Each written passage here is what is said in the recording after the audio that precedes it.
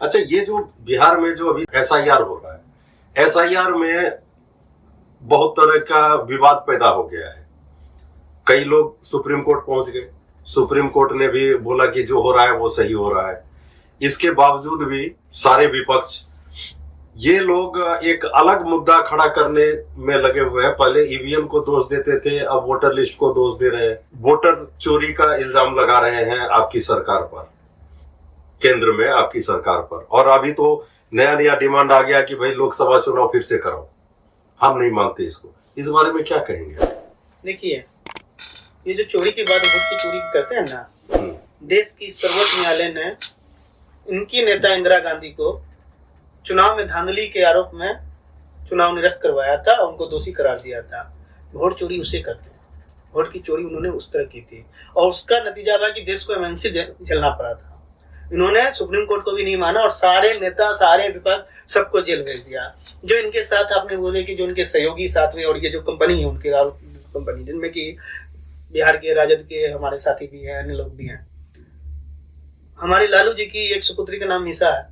वो मीसा नाम क्यों है? नाम उसी पर पड़ा था क्योंकि उनको उस समय ही जेल में भेजा गया था, इसीलिए आज वो उनकी गोद में खेल रहे हैं। तो वोट चोरी क्या होती है, क्या इनका नेगेटिव रहा है, सब दिन आप देख रहे हैं, सारी जनता देख रही है। जहां तक बात है कि इन्होंने जो एक माहौल क्रिएट किया है, ये तो सीए एनआरसी में भी ऐसा ही माहौल क्रिएट किए थे, पूरे देश को जलाने की कोशिश किए थे। वो नागरिकता देने का कानून था और इन्होंने ऐसा प्रोपगंडा तैयार किया, देश को ऐसी आग में झोंकने का कोशिश किया कि नागरिकता छीनी जा रही है हमारे मुस्लिम भाई की। मुझे ये बताइए, उस समय से अब तक किस मुस्लिम भाई की नागरिकता छीनी गई? लेकिन आपकी सरकार लोगों को समझा नहीं पाई ये बात। उसका नतीजा हुआ कि आपके सीट कम आए और मेरी नजर में तो बीजेपी की यानी एनडीए सरकार की हार हुई है इस इलेक्शन में। बिल्कुल 303 से 240 पर आ गया। देखिए, ये बिल्कुल ही कहना, यही तो बात है कि हम इस चीज को ऐसा परोसा गया। इस बार हमारे तीसरा कार्यकाल है हमारे माननीय प्रधानमंत्री जी का, और लेकिन इस तरह का परोसा गया कि हमारी जीत को भी हार बताया गया। सीट कम आना बेसी आना, दुनिया ने, यानी भारत ने, दुनिया का मतलब हमारी भारत से, भारत की जनता ने क्लियर माइंडेड हमें दिया और हमारी पूर्ण बहुमत की सरकार है। फिर भी ऐसी बात, ये निगेटिव वो लोग प्रोपेगेंडा करते हैं। हमारी मजबूत सरकार है और बहुत अच्छा जनता ने जनादेश दिया, जिसका हम तहे दिल से स्वागत करते हैं। आपकी पार्टी को बहुत कम देखा जाता है सड़कों पर। अभी जैसे कई तरह के मुद्दे हैं यहाँ पर।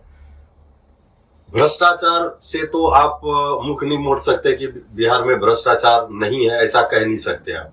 हर जगह भ्रष्टाचार व्याप्त है। कहीं भी किसी भी तरह की घटना होती है वहां लोजपा दिखाई नहीं देता है। फॉर एग्जाम्पल, मैं एक एग्जाम्पल देता हूं आपको। अभी गुलाब बाग में जो मेला ग्राउंड है, उसके मेला ग्राउंड में खटाल पट्टी बसा हुआ है। वहां पर अभी बुलडोजर चल गया। आपको देखा होगा न्यूज में आपने, मैं भी गया था वहां पर। तो वहां जो बुलडोजर चला, जबकि वहां पर लोग 80 साल से भी ज्यादा समय से रह रहे हैं। सबके पास वोटर आईडी है, सबके पास आधार कार्ड है, होल्डिंग नंबर है घर का, ठीक है, पक्की सड़क है, पानी है, बिजली है, सब कुछ है। उसके बाद भी आपने उसके ऊपर, मतलब सरकार ने चला दिया बुलडोजर। तो आपको नहीं लगता कि यहाँ पर भी एक भ्रष्टाचार हुआ है? क्योंकि अगर आप कहते हैं कि ये सरकारी जमीन है, तो इतनी सरकारी सुविधा आपने दे कैसे दी? जी, जवाब दे दूं? जी जी जी प्लीज। बिल्कुल, ये बात आप कह रहे हैं कि अगर सरकारी जमीन है और उनका फिर जो डॉक्यूमेंट है वो कैसे इश्यू हुआ, लेकिन ये देखना होगा कि ये डॉक्यूमेंट किनके रीजन में इश्यू हुआ। आप ही कह रहे हैं कि 80 साल से वो लोग रह रहे हैं, तो जाहिर बात है कि ये डॉक्यूमेंट्स जो है 20 साल, 30 साल, 40 साल, 50 साल पहले इश्यू हुए, जिस समय के लालू जी की, जिस समय कांग्रेस की सरकार थी। तो भ्रष्टाचार की जड़ तो वहां थी, हम तो उसको अभी सफाया कर रहे हैं। भ्रष्टाचार तो उस समय हुआ, हम तो इसको सही कर रहे हैं। दूसरी बात क्या है कि कुछ ना कुछ तो देखिए, ये बात सही है कि अधिकारी जो है ये अपना एक मनमाना रवैया अपना रखे। आपने एक सवाल किया, क्योंकि हम पे सीधा इल्जाम दिया कि आपकी पार्टी इस पे कार्य नहीं करती। मैं करता हूँ, मैं बता रहा हूँ, हमारी पार्टी करती है। मैं अभी आपकी स्टूडियो से पहले अनुमंडलीय लोक शिकायत से आ रहा हूँ। यहाँ पे क्या है ना कि हमारी पार्टी, हमारे कस्बा में एक अतिक्रमण का मामला है, जिसको कि हमने माननीय मुख्यमंत्री जी के पास पहुंचाया, अन्य मंत्रियों जी के पास पहुंचाया, डीएम साहब, एडीएम साहब, सब जगह से ऑर्डर आया हुआ है, लेकिन हमारी कस्बा के अंचल अंचलाधिकारी जो है पिछले 1 साल से पेंडिंग रखी हुई है। अंत में मैंने उस न्यायालय को दरवाजा खटखटाया है, तो हम कंटिन्यू उसमें माननीय मंत्री जी के पास भी गए, वहां से भी आदेश आया, फिर हम एडीएम साहब के पास भी दोबारा गए, सबका ऑर्डर वो डस्टबिन में डाल दी। तो कहीं ना कहीं सरकार को बदनाम करने का काम हमारे प्रशासनिक अधिकारी जरूर कर रहे हैं, ये अपना मनमाना रवैया अपना रहे हैं।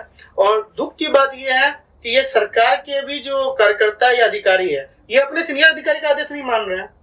मैं जो आपको बात बता रहा हूँ कि मैं 4 महीने से उनका एक एडीएम साहब का आदेश को वो अनुपालन नहीं कर रही है, कम्प्लायंस नहीं कर रही है। ये अतिक्रमण का मामला है जो आप मामला बोल रहे हैं। तो हमारी पार्टी अपनी जिम्मेवारी से कहीं नहीं भागती, मैं भी उसका उदाहरण हूँ, और हमारे प्रदेश के और राज्य के राष्ट्र के सब कार्यकर्ता अपनी जिम्मेवारी को पूर्ण रूप से निभाते हैं। ठीक है, आप तो बोल दिए कि ये लालू जी के टाइम पर हुआ होगा और कुछ जो भी बात है, लेकिन आधार कार्ड तो आपकी सरकार ने दिया है। जिस समय लालू जी की सरकार थी तभी आधार कार्ड तो था नहीं, सड़कें नई बनी है, पुरानी सड़क नहीं है वहां पर। और बरसात के समय में जबकि आपकी सरकार ने बोला, नीतीश सरकार ने बोला है कि जो जितने भी भूमिहीन है सबको 3 डिसमिल जमीन देंगे, तो आपने जमीन अभी तक तो दिया नहीं। 96 लाख लोगों का, जैसा कि समाचार में आता है, 96 लाख लोगों को आपने नहीं दिया है 3 डिसमिल जमीन, और जमीन आपने दिया नहीं उनको और उनका मकान तोड़ने लग गए, और वो भी बरसात के समय में। तो इस पर हंगामा तो बरपेगा ना। देखिए महोदय, इसमें ये बात है कि ये कोई एक रात में अतिक्रमण तोड़ने की बात नहीं है। आप अगर उसमें जाएंगे तो देखेंगे कि ये ऑर्डर पहले से आया है, पूर्व से भी उन लोगों को बताया गया है, हर बार विरोध करके डिले। ये नहीं है कि ये बारिश में ऐसा हुआ, जहाँ तक मैं समझता हूँ। जहाँ तक बात है कि जो आपने बोला कि उनको नया अपने जमीन नहीं दिया, तो मुझे जहाँ तक नॉलेज है कि कुछ ऐसा नियम होता है कि नोटिफाइड या नगर निगम में जमीन नहीं दी जाती है, मतलब वो ये नहीं की जा रही है, सरकारी नहीं दी जा रही है 3 डिसमिल का, ऐसा कुछ एक्ट है। तीसरी बात मैं ये बता रहा हूँ कि जो आप बता रहे हैं कि उन्होंने आधार कार्ड वाली बात जो आपने रखी, निश्चित ही अगर ऐसी कोई चूक है जो आप बता रहे हैं कि आधार कार्ड तो आपके रीजन में बना, हो सकता है पहले के जो डॉक्यूमेंट बने थे उस आधार पे उनको सपोर्ट मिल गया और वो आधार कार्ड उन्होंने, लेकिन फिर भी ये अधिकारियों की मनमाना और निश्चित तौर पे कमी है जो आप बोल रहे हैं, इंडिकेशन कर रहे हैं। तो वही बात तो मैं भी एक्सेप्ट कर ही रहा हूँ कि हमारे कस्बा की एक अंचलाधिकारी का मैं बात बता रहा हूँ कि ऐसा मामला, ये लोग कुछ हमारे अधिकारी ऐसे हैं, कुछ अधिकारी, बाकी लोग अच्छे काम करते हैं। हमारे जिलाधिकारी अभी जो है बहुत अच्छा कार्य कर रहे हैं, उनकी कितनी प्रशंसा की जाए कम है, बट हमारे कुछ अधिकारी ऐसे हैं जो अपना मनमाना रवैया अपनाते हैं, जिसके चलते हमारी सरकार बदनाम होती है। अभी आप अगर देखेंगे तो बरसात के समय में खास करके 10 मिनट बारिश होती नहीं है कि घुटने भर पानी लग जाता है रोड पर। अभी पिछले दिनों मैंने एक वीडियो बनाया है, एक आदमी पानी में साइकिल लेके आ रहा था और गड्ढे में गिर गया, बीच रोड पर गिर गया वो, ठीक है, रोड पर गड्ढा है। और आप गुंडा चौक चले जाइए, एनएच से उतरते ही घुटने भर पानी, उसको भी जाने दीजिए। रामबाग 6 नंबर गली में जाइए आप, 6 नंबर गली में सालों भर पानी होता है, चाहे वो क्या कहते हैं जून जुलाई का महीना हो, बरसात का, या ठंडी का महीना हो कि गर्मी का महीना हो। क्यों? इसलिए कि रोड के बीच में नाला निकाल दिया और सभी घरों को कलेक्ट कर दिया, उससे पानी निकलने के लिए सब नाला में पानी जाएगा, उसका आउटलेट नहीं बनाया। तो ये भ्रष्टाचार नहीं है जी? बिल्कुल, ये मैं तो बोल ही रहा हूँ कि ये इसकी रिस्पॉन्सिबिलिटी कौन लेगा? देखिए, ये रिस्पॉन्सिबिलिटी आपने जो बताया, जो उससे संबंधित इंजीनियर है या जो अधिकारी है जो उसको देखते हैं और उसके बाद उसका फंड पास करते हैं, जिसके निगरानी में ये होना चाहिए, ये तो सारे जिम्मेवार वो लोग हैं। तो क्या आप आवाज उठाएंगे इसके खिलाफ? देखिए, हम लोग पूर्व में भी आवाज उठाते आए हैं, हम लोग आवाज उठाते हैं, लेकिन हमने कहा ना कि बिहार में अभी हमारी कोई भी नंबर नहीं है हमारे पास, तो हमारे पास ताकत नहीं है। आप जब सत्ता में रहेंगे तो आप उस पर कार्रवाई करवा सकते हैं। अभी हम खुद बोले ना कि हम खुद गए हैं और हम अधिकारियों के चक्कर काट रहे हैं और वो उसको डस्टबिन में ऑर्डर अपने सीनियर का डाल रहे हैं। अभी ये देखिए ना, लाइन बाजार जो आपका बिहार टॉकीज रोड है, बिहार टॉकीज रोड मुश्किल से 4 साल नहीं हुए हैं बने हुए, वो टूट गया कि 1-1 फीट गड्ढा हो गया वहां पर। ये नई सड़क बनी है अभी आपका रजनी चौक जाने के लिए, लाइन बाजार चौक से दोनों तरफ से अतिक्रमण है उसके ऊपर कि गाड़ी को तो छोड़िए, पैदल वाले को जाने में दिक्कत है। तो इन सब को कौन देखेगा? देखिए, ये तो यहाँ के जो चुने हुए जनप्रतिनिधि है, जिनको जनता ने चुन के भेजा है, चाहे वो मेयर हो चाहे वो सांसद हो, ये तो उन लोगों का काम था जो वो अपनी ड्यूटी नहीं निभाए। अधिकारी तो यहाँ पे गलती किए ही हैं, लेकिन ये सवाल तो आपको उनसे करना चाहिए। हमें तो अभी जनता ने कोई स्थान दिया नहीं है, हमें तो कोई जगह दी नहीं। जहां तक आपने एक क्वेश्चन किया था वो मेला ग्राउंड वाला बात, ये तो हम स्पष्ट तौर पर मानते हैं कि अगर आप किसी को विस्थापित कर रहे हैं तो पहले उसके पुनर्निवास की आवश्यकता है, पहले उसकी व्यवस्था उसका इंतजाम करें। सही उनकी बात। व्यवस्था होनी चाहिए थी। जो गुलाबबाग में जो घटना घटी है, अगर आप किसी का घर तोड़ रहे हैं तो पहले उनके घर को कहीं बसाने की, ये बात हम लोग सब दिन बोलते आए हैं। लेकिन यहाँ पे क्या हो रहा है कि हमारे जो चुने हुए जनप्रतिनिधि है और जो ये सिस्टम के कुछ भ्रष्टाचारी अधिकारी है, इनकी मेलजोल से सारा सिस्टम भ्रष्ट हो चुका और हमारी सरकार उसके चलते बदनाम होती है। पूर्णिया सदर विधानसभा जो है, क्या वो आपके पाले में आएगी? वो ये सीट एनडीए के ही पाले में है? नहीं, एनडीए मतलब लोजपा के हिस्से में, नहीं, देखिए, बीजेपी का ही रहेगा वो। नहीं, देखिए, इसमें हम लोगों को कोई ये नहीं है। हमने कहा ना कि ये तो सब मिल के करेंगे, सब मिल बैठ के करेंगे। आप चुनाव लड़ेंगे? नहीं, मैं अभी कुछ ना कैंडिडेट नहीं है। नहीं, पार्टी अगर मुझे कोई जिम्मेवारी देगी तो जरूर निभाऊंगा। सॉरी, अगर पूर्णिया जिला में जी, यहीं की बात नहीं कर रहा हूँ, पूर्णिया जिला में तो मेरे ख्याल से अभी तक कोई आपकी पार्टी का कोई एमएलए नहीं है पूर्णिया जिला में। नहीं, एक बार हमारे रहे थे शंकर सिंह जी, शंकर सिंह जी रहे थे, अब तो वो निर्दलीय है वो भी। और लेकिन अगर यहाँ से अगर ये सीट आपको मिले तो कौन होगा आपका कैंडिडेट यहाँ पर? कुछ है आपको? नहीं, देखिए, अभी अगर और मगर की कोई बात ही इस पे नहीं होती है। अच्छा। जैसे हमने पहले ही कहा कि ये हम लोग मिल बैठ के एनडीए तय करेगा। हमारी लड़ाई ये नहीं कि हमें ये चाहिए, हमें वो चाहिए। हमारी लड़ाई है कि हमें बिहार को विकसित राज्य चाहिए। ठीक है, अगर मान लीजिए कि आपकी सरकार मेजोरिटी में आ जाती है फिर से, तो आने वाले समय में बिहार के लिए आप ऐसा क्या करेंगे जो कि रोजगार बढ़े और पलायन बंद हो जाए? ठीक है, क्योंकि दूसरी पार्टी ने तो बहुत कुछ बताया है लोगों को। आपकी पार्टी का मतलब एनडीए की बात करते हैं, आप एनडीए का पक्ष रखते हैं यहाँ पर। एनडीए ऐसा क्या करेगी बिहार में जो लोगों का पलायन रुक जाए, शिक्षा व्यवस्था सुधर जाए और भ्रष्टाचार भी खत्म हो जाए? क्योंकि मोदी जी का सपना है भ्रष्टाचार मुक्त भारत, लेकिन मुक्त कहीं नहीं हुआ है। खास करके मैं यहाँ तो देखता हूं, जमीन रजिस्ट्री की बात हो चाहे दाखिल खारिज, मेन मुद्दा है यहाँ का, बिहार का, पूर्णिया जिला खास करके। तो जहां 5,000 रुपये सरकारी खर्च है, वहां 5,000 के ऊपर 15,000 रुपया और अलग से देना पड़ता है। तो ये तो प्योर भ्रष्टाचार है ये। तो भ्रष्टाचार या पलायन के लिए आपकी सरकार क्या करेगी पूर्णिया में? देखिए, पहले भ्रष्टाचार की बात कर ले। अगर हम फिर से सरकार में आते हैं और हमारी सीट ऑफ नंबर अच्छे होते हैं कि सरकार में हमारी बातें अच्छी तरीके से जा सकती है, तो पहले भी कार्य हुए हैं। आपने देखा होगा कि भ्रष्टाचार होता है तो आज गिरफ्तारियां बहुत हो रही है। हमारी निगरानी की टीम बहुत अच्छा काम कर रही है। हम संपत्ति जब्त कर रहे हैं अधिकारियों की। आप देखे होंगे कि जो संपत्ति, आय से अधिक संपत्ति के भी मामले बहुत दर्ज हो रहे हैं और बिना चेहरा देखे, बिना किसी पद के और बिना किसी दबाव के, मतलब सब पे कार्रवाई हो रही है समान रूप से। रोज कहीं ना कहीं अंचल कर्मी, अंचल अधिकारी, थाना और अन्य विभाग के अधिकारी अरेस्ट हो रहे हैं। देखा जाएगा एवरेज तो हर एक दिन किसी न कहीं जगह बिहार में गिरफ्तारियां भी हो रही है, संपत्ति भी जब्त हो रही है। तो हम इस पे और ज्यादा, हमने ही मतलब नीतीश जी के राज्य में ही जो जिसकी हम चर्चा कर रहे थे कि अनुमंडलीय लोक शिकायत, मतलब लोक शिकायत निवारण की एक टाइम पीरियड में आपको भी बात और उसमें अधिकारियों को उसका निराकरण करना है। तो इन चीजों को हम बढ़ावा देंगे।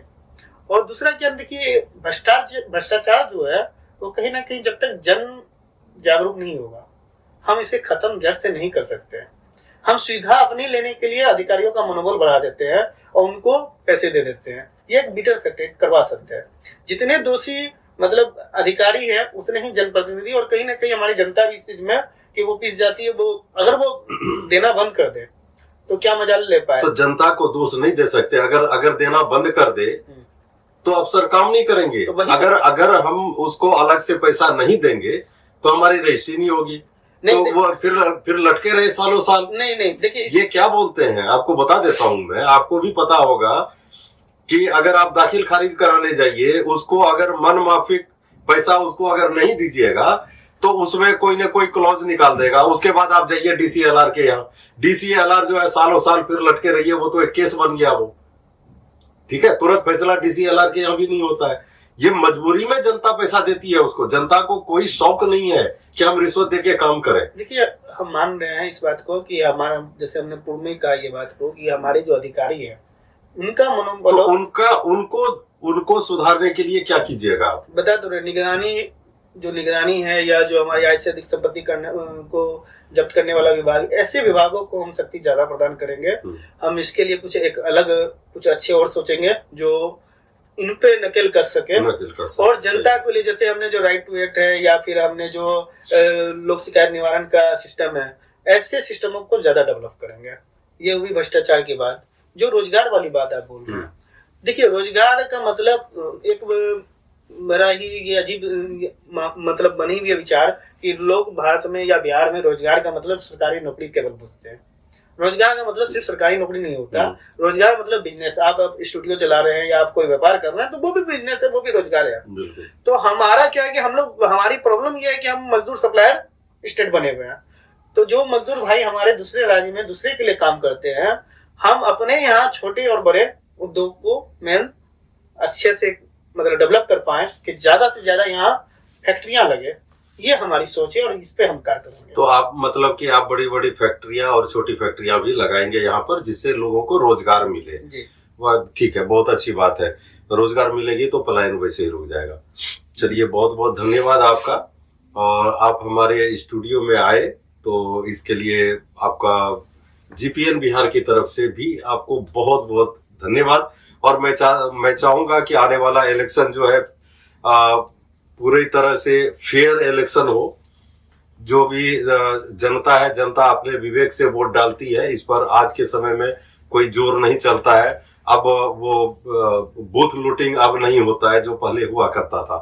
तो जनता फैसला करेगी, वो नवंबर में फैसला हो जाएगा कि सरकार किसकी बनेगी।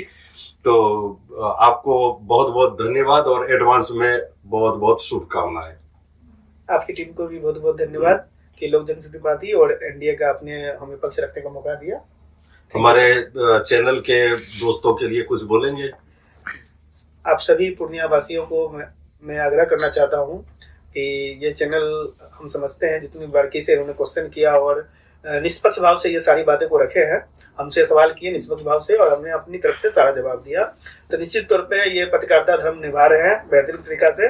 आप सबों से निवेदन हम ये करेंगे कि इनको सपोर्ट करें और इनके चैनल को ज्यादा से ज्यादा सब्सक्राइब करें, और ताकि हम लोग पूर्णिया में सही बात और अच्छी बात सामने ला सके। Thank you very much.